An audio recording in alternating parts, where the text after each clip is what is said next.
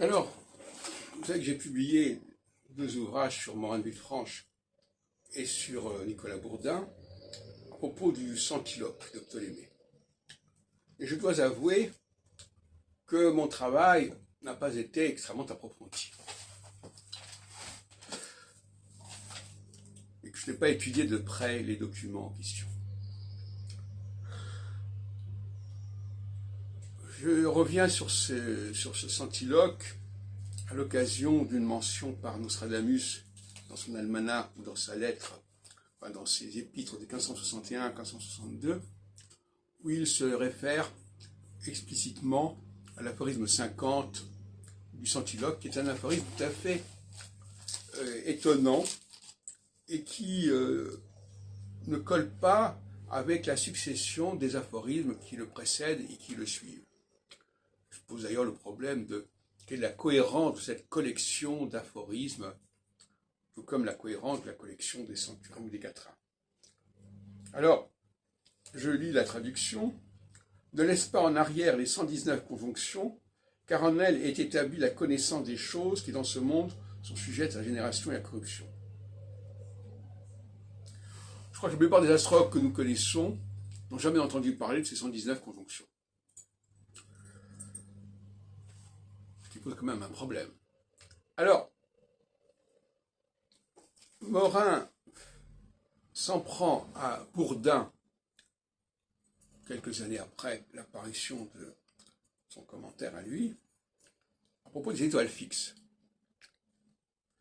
Parce que pour Bourdin, Nicolas Bourdin, le traducteur quand même de la Tétrabible, en 1640, en français, dont les traductions d'ailleurs ont été reprises jusqu'au XXe siècle, eh bien, pour Bourdin, ça disqualifie les étoiles fixes.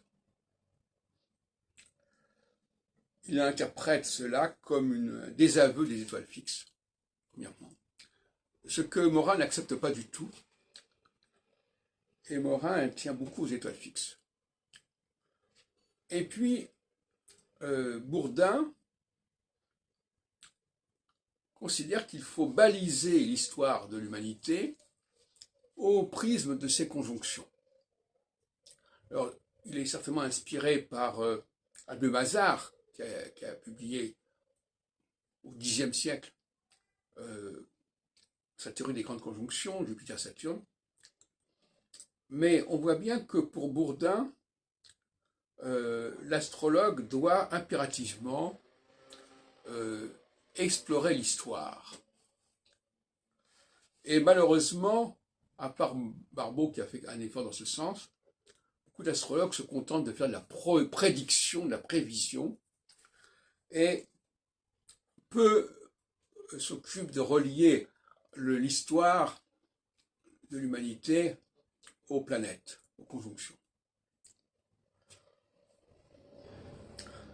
La raison pour laquelle ils ne le font pas, c'est leur ignorance, d'une certaine manière, et c'est aussi un certain cynisme, que d'ailleurs Barbeau partageait, à savoir qu'on peut toujours expliquer les choses après coup, et que donc, par conséquent, seule la prévision l'emporte. C'est ce que dit Barbeau, d'une certaine manière, en toutes lettres. Les astrologues ne veulent pas trop étudier le passé, parce qu'ils savent à quel point ce passé, on peut l'interpréter, on peut le valider avec les différentes formes d'astrologie.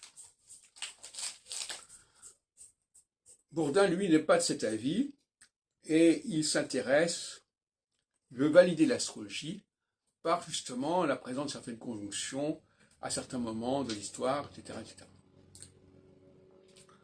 Concernant les étoiles fixes, j'ai écrit à ce sujet. C'est un peu compliqué, mais pour moi, les étoiles fixes doivent servir à représenter les axes équinoxiaux et solsticiaux. Vous savez que la présence des équinoxes a été découverte comme ça. On s'est aperçu que les équinoxes ne correspondaient pas toujours aux mêmes étoiles fixes.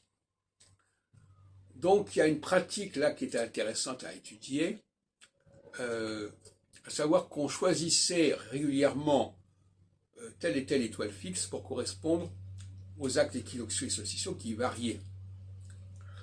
par conséquent, ça permettait d'étudier la conjonction d'une planète avec une étoile fixe, cette étoile fixe étant liée à l'axe équinoxial ou solsticial.